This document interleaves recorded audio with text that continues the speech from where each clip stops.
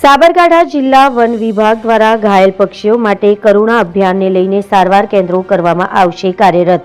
રાજ્યમાં નવા વર્ષનું આગમન થતાં અને નવા વર્ષમાં આવનારા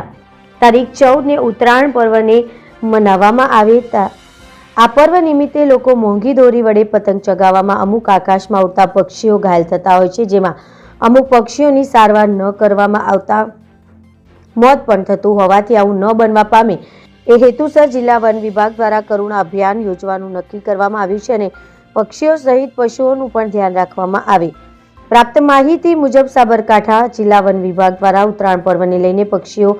ઘાયલ થતા એમના જીવનને રક્ષણ મળે એ હેતુસર રાજ્ય સરકારના વન વિભાગ દ્વારા તમામ જિલ્લાઓમાં તારીખ 10 જાન્યુઆરીને શનિવારથી તારીખ 20 જાન્યુઆરીને મંગળવાર સુધી આ અભિયાન હાથ ધરવામાં આવશે, જેમાં 11 કલેક્શન સેન્ટર અને 10 NGO સાથે 15 પશુ સારવાર કેન્દ્રો કાર્યરત કરવામાં આવશે એવું જિલ્લા વન વિભાગ દ્વારા જાણવા મળી રહ્યું છે। રિપોર્ટર જનક જાદવ, BN ન્યૂઝ ગુજરાતી, સાબરકાંઠા।